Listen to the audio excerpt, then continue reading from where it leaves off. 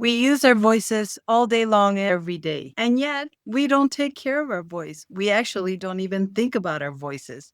Hi, my name is Maritza, and I'm your host here at Interpreters and Interrupters, the podcast for interpreters of all languages and all levels.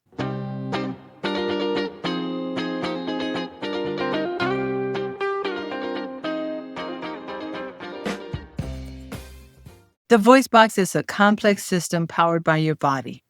The vocal folds, also called vocal cords, are two bands of smooth muscle tissue located in the larynx. The larynx sits between the base of your tongue and the top of your trachea. The trachea is the airway leading to your lungs. When you're not speaking, your vocal folds remain open, allowing you to breathe freely. When you speak, the brain sends signals to bring those folds together. Air from your lungs passes through the vocal folds, causing vibrations which produce sound waves. These waves resonate throughout your throat, nose, and mouth, creating the voice you hear.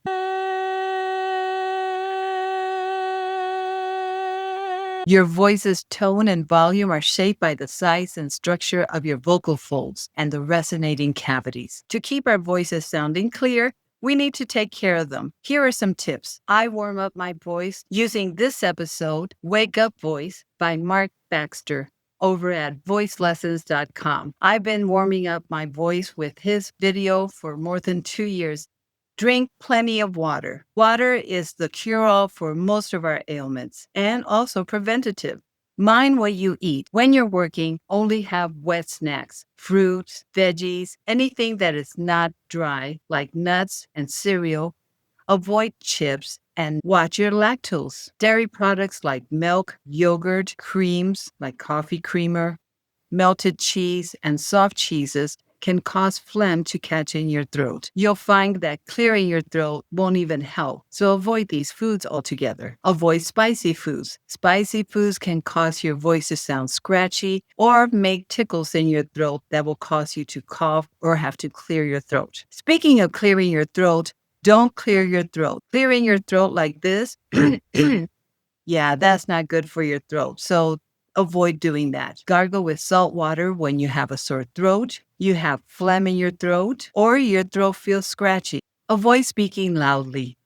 Whenever I have patients that are hard of hearing, I get something called a pocket talker. A pocket talker helps clients that are hard of hearing. It amplifies the sound. So that way I don't have to speak in a volume that will hurt my throat. Avoid whispering. Just as speaking loudly affects your voice, whispering can also strain your voice. So just even giving the example whispering, I could feel the tension right here. Yeah, not good for your voice. Make sure to rest your voice between appointments. Talking for 60 or 90 minutes can cause a lot of strain on your vocal cords. If you feel that you have a problem with your throat, don't hesitate to go to an ear, nose, and throat specialist. There are things that can be done to make sure that your voice doesn't get raspy. I'm always worried that my voice will get raspy as I get older. But using your voice excessively can cause your voice to sound raspy as you get older or the more you use it. Professional speakers like politicians tend to have raspiness in their voice because they talk a lot, especially when they're doing rallies and campaigns. Get it. You want to see progress and you want to see it now. You want to see progress in terms of encampments. You want to see progress in terms of people off the streets. And as the mayor said, you want to see our values represented in that progress. These are the folks these are his states that voted for him. His state of mind doesn't seem to be focused on the issue of crime and violence. It's about an expression of authoritarianism. Now, some people have raspy voices because they have a genetic problem, like this guy that you might recognize. All right, so let's work together and do something that we all believe in, which is have healthy kids in our country, for God's sake. If you like the content in this video, please give it a like or subscribe if you haven't already done so. It would mean the world to me. Don't smoke, whatever it is, tobacco, cannabis, e-cigarettes, avoid smoking. If you suffer from acid reflux, get medication and avoid the foods that cause acid reflux.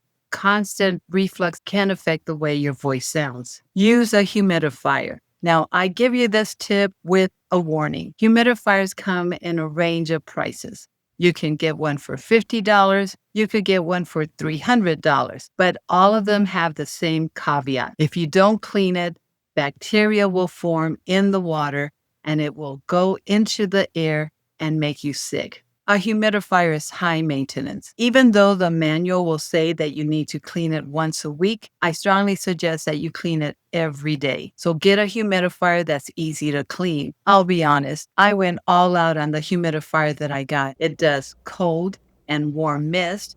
It has a timer and it connects with Google Nest. I also bought a water distiller to distill the water because where I live, there is a very high mineral content in the water and it'll ruin appliances that use water. So I distill all the water and avoid sending plastic jugs of distilled water to the landfill. Practice diaphragmatic breathing. This is the foundation of good vocal support. It involves breathing deeply into your abdomen, allowing your diaphragm to expand. Have you ever noticed that sometimes you're rendering and you run out of air and your voice starts going lower in volume? That's because you're not breathing well. This type of breathing provides greater control over your breath and reduces tension in the neck and shoulders. Shallow chest breathing can lead to fatigue and a strained voice. Control your exhalations. By controlling your exhalation, you ensure a steady flow of air while speaking. This helps you maintain a consistent volume and clarity. That used to happen to me all the time.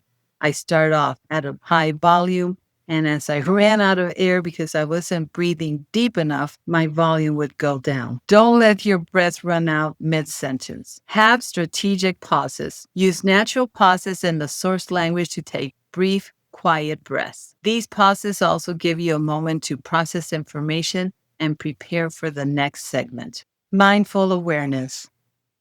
Be aware of your breathing pattern. If you notice yourself holding your breath or breathing shallowly, consciously shift to diaphragmatic breathing all the way into your abdomen. Maintain good posture. Good posture allows for optimal lung capacity and airflow. Sit and stand upright with your shoulders relaxed. That's something that I always get wrong. I'm always like this. Like lots of tension here. I have to remind myself to relax by putting my shoulders back and just allowing myself to breathe and letting my shoulders go down. Avoid tension in your shoulders, neck, and jaw. Have you noticed that you clench your jaw when you're waiting for someone to finish speaking so that you can render?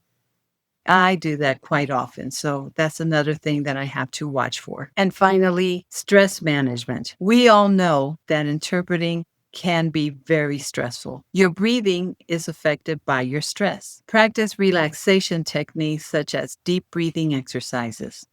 That was a lot, I know, but all these tips will help you in taking care of your voice.